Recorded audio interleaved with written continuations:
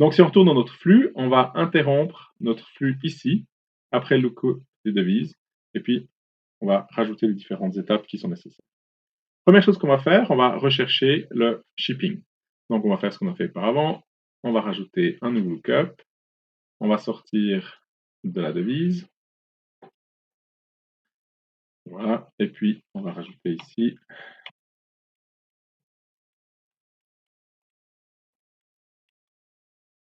lookup de shipping. Voilà, qu'est-ce qu'on va faire dans ce lookup de shipping? On commence à connaître, on en a déjà fait pas mal. On va aller chercher dans notre entrepôt de données. On va aller regarder ce qu'il y a dans la dimension shipping. Et puis, on va faire la jointure sur le shipping code, qui est le shipping qu'on a dans notre dimension, avec le code de shipping qui est à disposition dans la colonne. Et donc, maintenant, on va faire notre jointure entre les deux.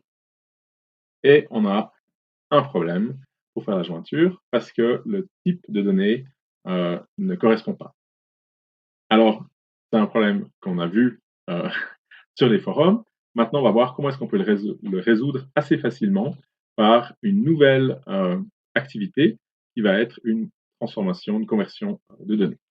Donc, on va regarder ce qu'on a. Donc, pour l'instant, on voit qu'on a un problème entre shipping ici, qui est du Unicode, et puis entre code ici, qui est une chaîne normale. Donc, en fait, ce qu'il faut qu'on fasse, il faut qu'on convertisse shipping dans une string non Unicode. Donc, on va faire un peu de place, on supprime notre lien et on va rajouter une nouvelle conversion de données entre les deux. Voilà, on se connecte en sortie, toujours avec correspondance. Voici, et puis on va conversion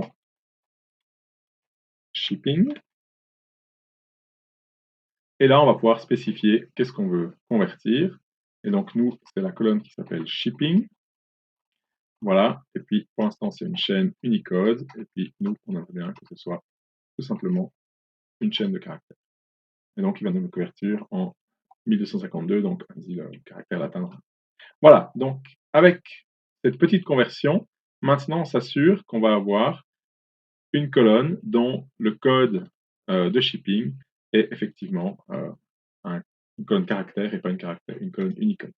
Donc, on retourne ici derrière. Donc, notre connexion, on est toujours connecté à notre entrepôt de données. On va utiliser shipping. Et puis maintenant, dans les colonnes, on devrait être capable de pouvoir récupérer, ou j'ai oublié de le renommer, copy of shipping code, c'est pas très sympathique. On va vite le renommer ici, voilà.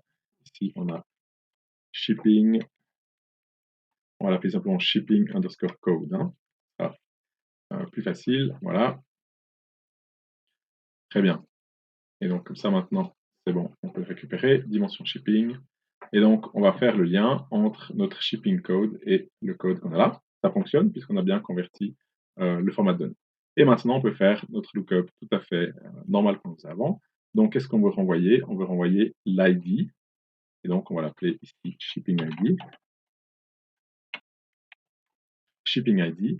Qu'est-ce qu'on veut d'autre encore? On aimerait bien avoir la durée pour l'envoi, hein, pour pouvoir calculer le temps que ça nous prendra de recevoir notre envoi.